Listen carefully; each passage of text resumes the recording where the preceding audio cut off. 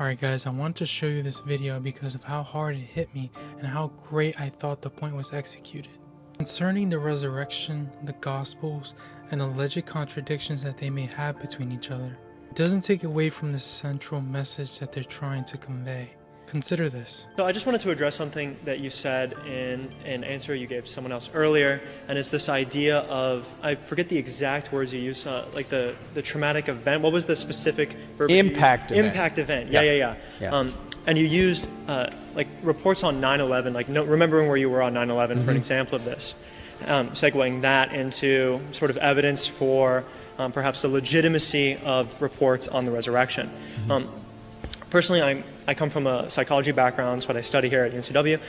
So I just wanted to bring up, I think it's interesting that you would use this as a topic and specifically use 9/11 as an example.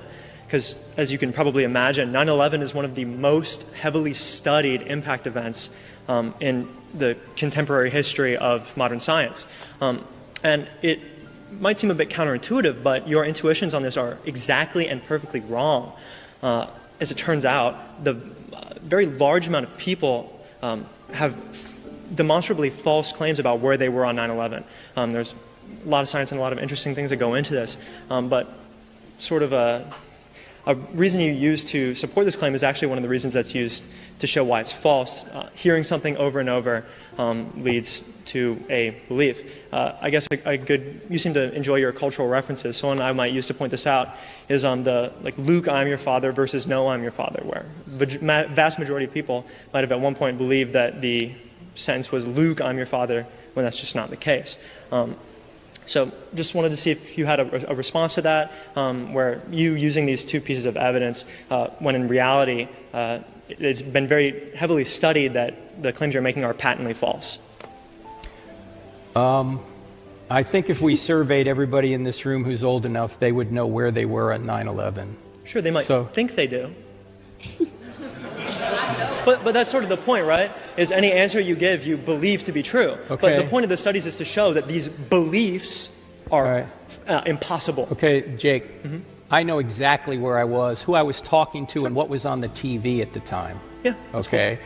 Secondly, it might be the case that, yes, people get wrong certain details, but do you think anybody at 9/11 in Manhattan would mistake that the Twin Towers fell that day?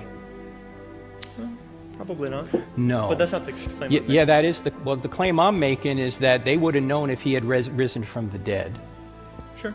Okay, that's the point. Not that they might remember every single detail, but they will say, I saw him, I witnessed him. Sure. Just like the people at 9/11 said, I saw those things came down, I will never forget it. That's the point I'm making. Very interesting. So the way I see it is I kind of picture it like a pyramid, right?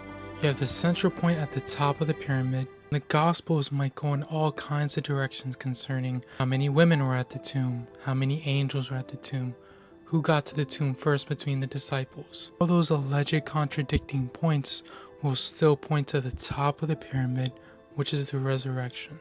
I just thought that was very interesting.